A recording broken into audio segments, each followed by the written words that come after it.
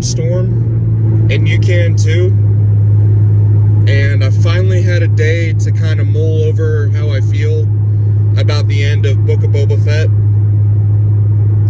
So I'm just going to dive into it. This one is going to be filled with a little bit of spoilers, but that's on you, because I'm putting it in the warning that there will be a couple of moments of spoilers. So the episode begins with Boba Fett surveying the damage from the bomb inside the sanctuary. And he says, "We are at war." Okay. Well, a war normally consists more than just one battle. So there will be a battle coming. Will there be multiple battles, or is it good versus evil in one major battle? Because the war of one day, it's a pretty short war. Anywho, we get some genuine, character shots. We got these people patrolling here. We got these people patrolling here. We got our Wookiee patrolling over here with the Trandoshans. Our Gamorrean guards. The mods. God, do I hate the mods.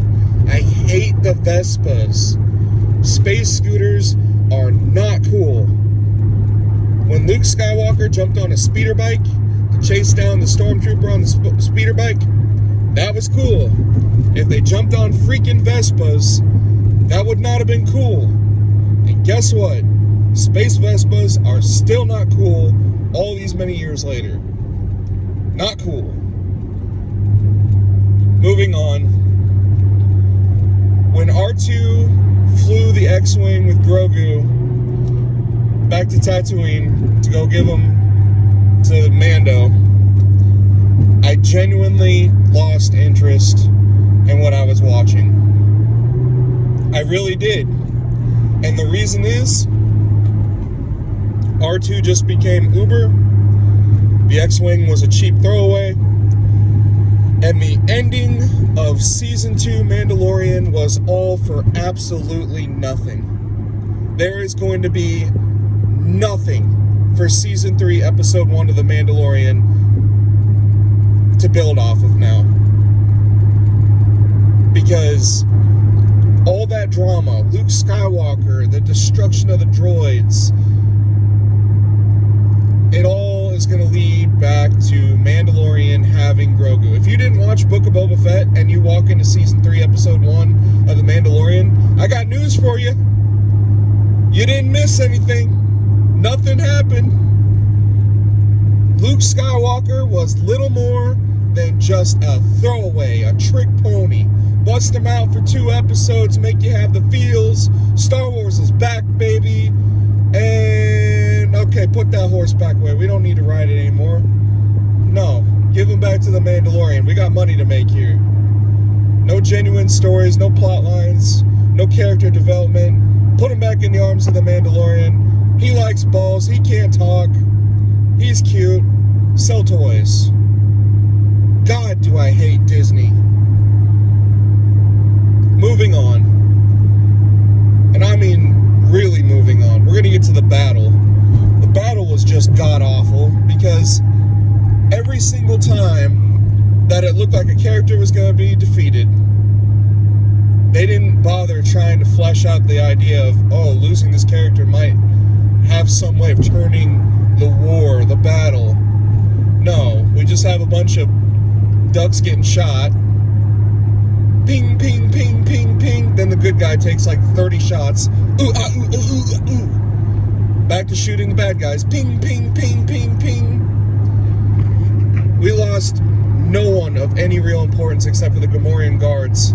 And I genuinely felt bad for them. But our Wookiee shot like 30 times, looked like he had a freaking broken leg, still kicking butt. Every other scene, it was a mixture of how hurt is he to, oh my gosh, he looks like he's about to die, to how hurt is he looks fine.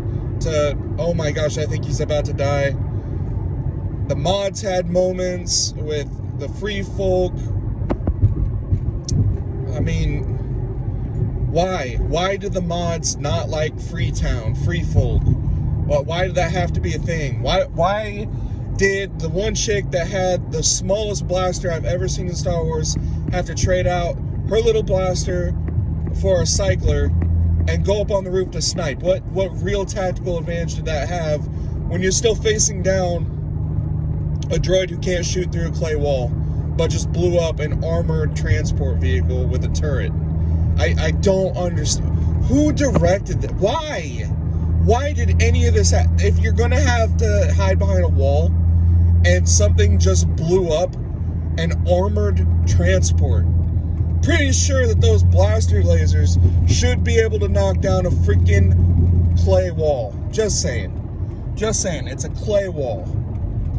Come on. So Boba and Mandalorian went back to back. They had their jetpack, knee rockets or knee blasters, and whistling birds, all of that. It was pretty cool, I guess. I mean, I liked it just because Boba was back in action. Mandalorian, I kind of expect him to do awesome stuff, but we really haven't seen much out of Boba. So it was nice to see him participate in his own battle. But then, just, Fennec should have been fighting. They sent Fennec to go and basically have her own scene at the end that makes her 3 times more badass than Boba was the entire length of the show. That ending sequence where everybody dies and the mayor gets freaking garroted and hung, that should have been Boba. That should have been badass Boba. And it wasn't. And that's sad. Grogu ripped the ball out of the droids, Scorpion droids, one of the legs. That led to the thing getting defeated. Yeah, of course, it had to be a ball and the Force.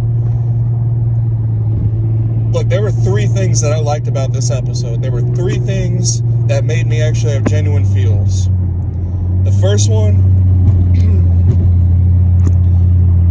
the Rancor.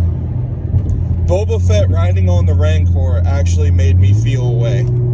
A good way. It made me feel like this is the kind of stuff that Star Wars needed to embrace if you're going to go and bring Boba Fett his own show. Make Boba Fett badass. And nothing is more badass than riding a Rancor. Because we've never seen that before. So that was badass. The second thing, when the Twi'lek came out, first he was insulted. It's a Star Wars kind of racial slur, tailhead. And look, I'm not gonna lie, I like the inclusion of kind of that slander just because it is part of the canon. It's part of what I come to expect when you're dealing with a Twi'lek. So he comes out and he reads those demands, and the demands were just hilarious. He pins him down. He sends the guy out because he'd been to Coruscant to learn how to be diplomatic, and so he comes out hoping to be diplomatic for a surrender or, you know, some kind of truce, and there is no surrender, there is no truce. It was awesome. I liked that. That was great. And the last part that I really, really liked, despite the fact how I actually really, really hated, but I really did like it, was right at the end, Mandalorian in his N1, and there's Grogu and the little ball, not a turret, so I'll just call it the dome capsule in the back of the N1, the prior droid slot. There he goes, ting, ting, ting, no, ting, ting, ting, no, ting, ting, ting. All right, but this is the last time. Then he hits the afterburners and okay, that one made me laugh. Even though I'm really mad that they're back together, it did make me laugh. It was pretty funny. It was exciting to see the Mandalorian and Grogu have a moment together, but you want to talk about a show that had so much potential. You're dealing with Boba Fett, And not only are you dealing with Boba Fett, but you have an open book. And that's why Book of Boba Fett was such a clever title to me. Because you literally, you had to produce a decent show, and you win. And instead I got episode 1, episode 3, episode 5, episode 6 as great. 2, 4, and 7 as either a joke or completely mediocre. And the average of the show is about a 6.3 for me. The last episode, I still stand by my 7.2 out of 10. Just because if I really wasn't interested, I would have turned it off. I did so with the final Star Wars movie. I still have yet to see the final scene where Rey defeats the Emperor, quote-unquote, forever. Because when you die, do you really stay dead in Star Wars? Looking at you, Cad Bane. It was good enough that it kept me entertained. It was bad enough that I went into work, and the guys obviously didn't wake up at 2 p.m. to watch this thing. Or 2 a.m., excuse me. So, I mean, I wanted it to be so much better. I really did. And it just didn't do it for me. But it still was Star Wars, and I still had a good time. At least with the final episode, enough to give it a proper C-. Do I care about the fate of Star Wars right now? Absolutely not. Because with Grogu's decision to go back to The Mandalorian, it's basically assured that we're going to see the sequel trilogy actually play out. And busting out Luke Skywalker was a cheap trick to make me back on board. It was nice to see him. But they got a lot of work to do before I'm back on board with this franchise. So that's the way I feel about it after day one. May the Force be with you, and peace.